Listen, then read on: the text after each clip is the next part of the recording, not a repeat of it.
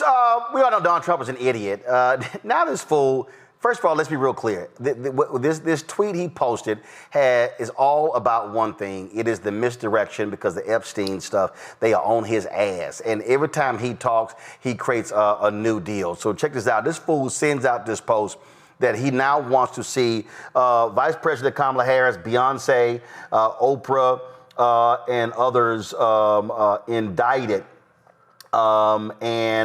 He is talking about saying they were being paid to endorse her campaign, and is back and forth because they've been thrown out these lies in their lies that Beyonce was paid $11 million to endorse Vice President Kamala Harris at that rally in Houston, and it's just all nonsense. And at the end of the day, he's a liar. We know he's a liar. We know he's full of it. We know all this fool does is come out here and just say dumb shit, makes it up, no proof whatsoever.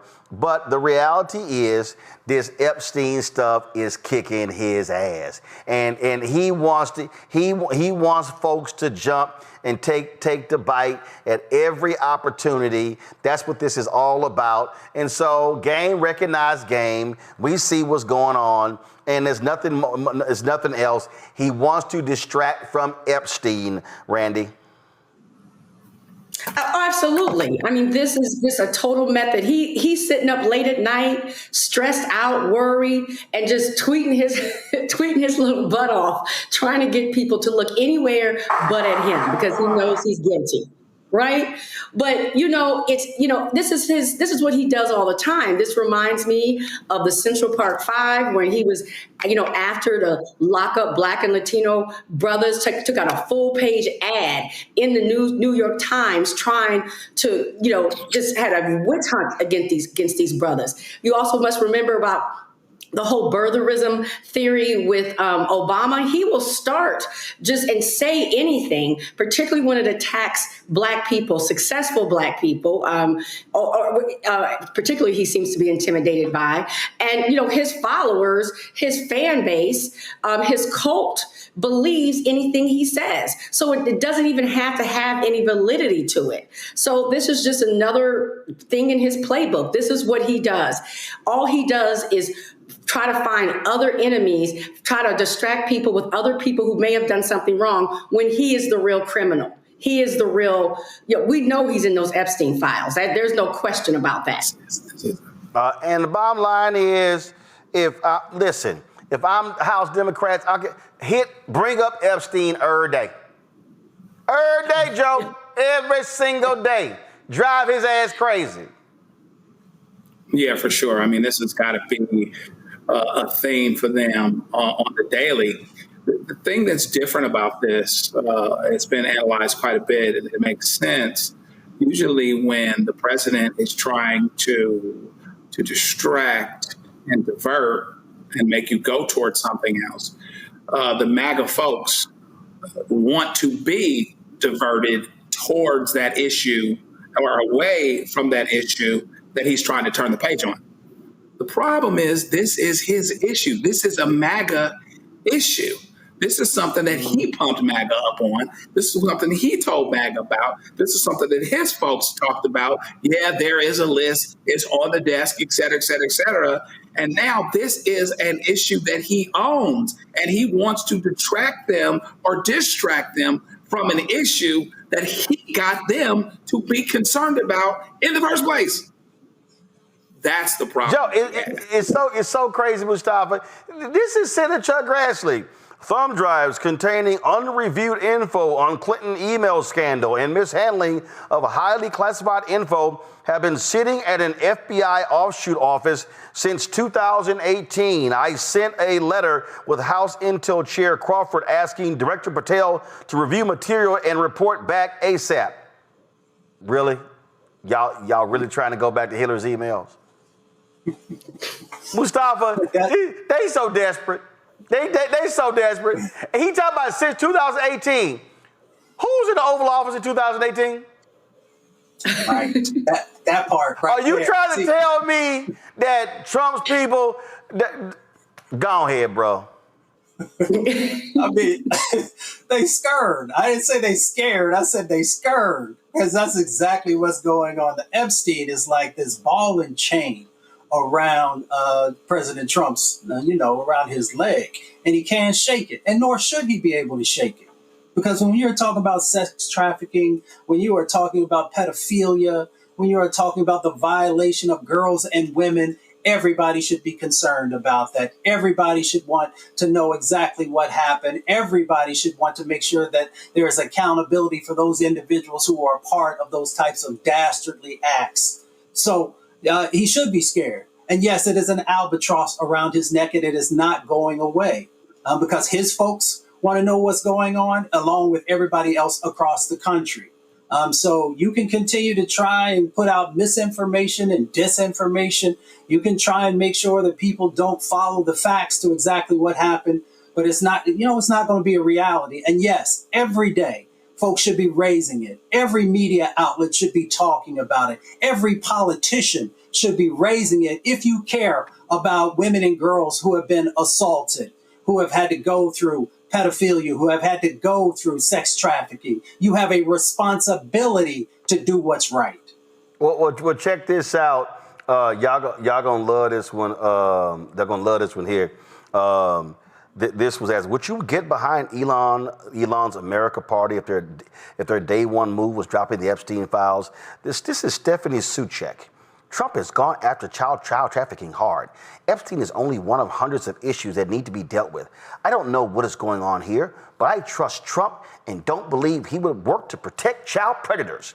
And then they posted this photo right here. Here's a photo that she had with Trump. I didn't realize I'll be getting an official photo not taken with my phone. This one is better because we're actually looking at the camera. Still in disbelief a little. How did this happen? Y'all want to pull that story up about her husband? Y'all want to pull that story up? Stephanie? This is her husband, Scott Suchek. Scott Suchek was just charged with having more than 300 images of child porn. So, Stephanie, are you saying that Trump should be going after people like your husband? Oh, by the way, Suchek is a Wisconsin Republican Party chair. Yeah, he was arrested for allegedly possessing more than 300 images of child porn. According to the criminal complaint, investigators acted on a tip indicating that Suchek was downloading pictures and videos containing child sexual abuse material. The report mentioned that the content included very young children, preteens, adults, as well as images of bestiality. The complaint also revealed that Suchek was interviewed in 2009 for allegedly uploading child pornography. However, that case was never referred to the district attorney. He was booked into the Door County Jail on July 24th and was released the following day on a $10,000 bond. His next court date is scheduled for late August. I wonder, let's see here. What is little Stephanie tweeting about today? Steph Suchek, let's see. Let's go over here to Twitter and let's see what Steph is talking about. Because maybe she's talking about child predators like her, dude she's married to. Let's see here. Oh, I'm sorry. She's locked her account. Is that her? She locked her account. Is that what we've done? Steph Suchek? Yeah. Oh, no, I'm sorry. No, her account's just been deleted. I wonder why. I wonder why Steph deleted her account. Yeah. That's what happens, Randy, when your husband's doing child pornography shit and you're talking about child predators and Trump being against them. Well, oh, look at this here. Look at this here. First-time delegate Steph Suchek's fun. Oh, this is her RNC nails. Okay, gotcha. So let's see. Yeah, that account's been deleted. Okay. It's amazing how they get real quiet on this stuff, man. Yeah, if I were her, I would be in deep hiding too. I mean, here she is talking about child pedophilia and in her own home. I mean, in her own home. Allegedly. Allegedly, yes, allegedly. We'll keep it with that. Although 300 images they found, probably if things aren't looking too good for that household, right? Yeah, she doesn't seem to be real good with discerning good character. whatsoever. If she told me to go left, I'm certainly going right in any case, because the girl is lost. And yeah, I wouldn't get on any kind of social media whatsoever again. I wouldn't even show up at my own family reunion if it was held in my living room. She should feel real stupid. And again, I mean, but this is what so we see what's going on. We see how they want to just shift the narrative and shift the story, and you don't let them. I mean, to me, you just matter of fact, I saw, and I know this is driving them crazy because the journalist Michael Wolff, the folks at Midas Touch talked with him, and then Wolff actually talked about some photos that Epstein happened to show Wolff. Watch this. But at any rate, at one point, after Trump had been elected, I was sitting talking to Epstein, and he said, "Wait a minute, I got to show you something." And then he went into his safe, and he came out with photographs. They were Polaroids, I think, and he kind of spread them out like playing cards, and it was Trump. I mean, I think there were a dozen of them, and it was Trump with girls of an uncertain age at Epstein's Palm Beach house, where all of the things that he would ultimately be accused of took place. And I remember very vividly 3 of them. There are 2 in which Trump is, the girls, topless girls, are sitting on Trump's lap. And then a 3rd in which he has a stain on the front of his pants. And the girls are kind of pointing at it, sort of bent over, laughing, covering their mouths. And, exactly, and pointing. 3 or 4 girls, and those are the ones I specifically remember. And my assumption is that they were in the safe, and I have seen him on other occasions take them out of the safe, and I think it's certainly not unlikely that they were in the safe when the FBI came in after his arrest and took everything from the house, including everything that was in. I think that's just nasty. I think that's why, Joe, he's a little triggered with Epstein's name. Yeah, photos in the safe is not good news. We all know he's on the list. We all know that he wants to divert from that and distract from that for that very reason. And I got to know in my heart of hearts that there are at least some people that are MAGA folks that understand this. They're not talking about it, but they understand it. They got to know it. I don't believe that those folks are so, I don't even want to say it wrong, like slow or delayed. I don't want to be un-PC for people, but they're not that behind and that off, or they don't understand that this doesn't implicate their guys somehow. And so the question becomes, how big will this thing explode?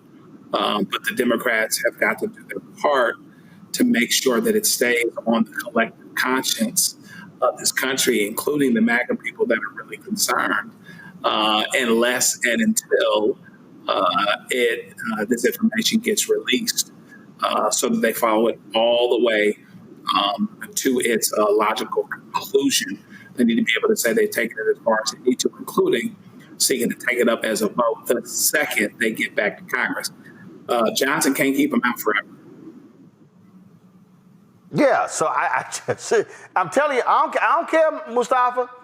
I don't care. They could be talking about any issue. Democrats should say, Epstein, release the files.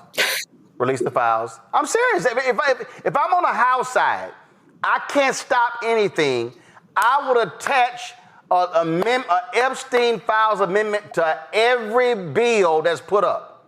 Everyone. Shut it down. drive them crazy. To me, that's what you do. Let me help. 7 years later, Grassley's still talking about some Hillary Clinton damn emails. Man, hit their ass with it every time. You know, one of our great writers, Bell Hooks, once said that the heart of justice is truth-telling. It is time for people to tell the truth. Tell the truth about who was involved with this. Tell the truth about how many girls and women in our country are the victims of sexual assault. And, you know, make sure that you are telling the truth about what is in the Epstein files and who is in those files. It should not be that difficult for us to do the right thing in relationship to this. This should not be a partisan issue. This is about the question of if your daughter was sexually assaulted in this situation, or your child or your niece or any of the other women in your family who you love, what would you do? What would you demand? What a level of accountability would you want? And that's this moment right here. So it doesn't matter if you're a Democrat or Republican or an independent. Doesn't matter if you come from a rural community or urban community. This is about truth telling. And this is about making sure that individuals are not walking around in our country who have done these types of things to girls and women. Yeah, and then what gets me, you got folks like Chris Cuomo who just, I mean, all he doing is just, he doing everything trying. He actually posted the left should shut the F up about Epstein. Boy, bye. And then he actually said this dumb, listen, I mean, like, I know you mad you got fired from CNN, but the bullshit that now comes out of his mouth, but then again, this is the same man who openly has embraced Bill O'Reilly and puts that sexual predator on his show, even though he paid millions for sexual harassment at Fox News. So it's no shock that Chris Cuomo would actually say something like this. And now this administration is kind of looking like more of what you oppose, that they're covering for the powerful. Now, by the way, I don't believe that that's what this administration is doing. Certainly not to cover for Trump. Those pictures online of him with Epstein and the young girl and the hand, it's fake. I can't show you the picture, and I shouldn't show it to you because it's just going to keep the fakery going. He knew Epstein. He liked Epstein. He partied with Epstein. But he also knew that he was a creep, and he took some private action against him. And I've never seen proof that ties Trump to any of the ugly, disgusting, illegal, and lascivious behavior that Epstein loved. So I actually find Trump's position on Epstein to be pretty reasonable for him. Hey, everybody. And now this administration. What the hell is he talking about?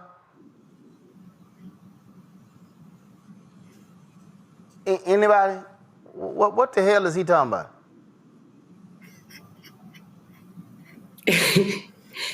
Cuomo for mayor. What in the hell is Chris Cuomo talking about? That boy done bumped his head. Lord have mercy. Let me go to a break. All right, y'all. Hello, I'm Isaac Hayes III, founder and CEO of Fanbase. Listen to what I'm about to tell you. The window to invest in Fanbase is closing. We've raised over $10.6 million of our $17 million goal. That means there's room for less than 6,370 people to invest in Fanbase for the average amount. The minimum to invest in Fanbase right now is $399. That makes you an owner in Fanbase today. Go to startengine.com/fanbase to invest. Why? Because current social apps have taken advantage of users for far too long, with content suppression, shadow banning, harmful racist content, and no real tools for monetization and equity. Fanbase has over 1.4 million users and counting, allowing anyone to reach all their following and monetize their content from day one. Social media is the new TV, and whoever owns the apps that distribute that content have the opportunity to own potential billion-dollar companies. While big platforms with uncertain futures are failing to serve their users, Fanbase is stepping up to fill the gap. Don't wait until it's too late. Invest now, invest for yourself and your future. Go to startengine.com/fanbase and own the next generation of social media.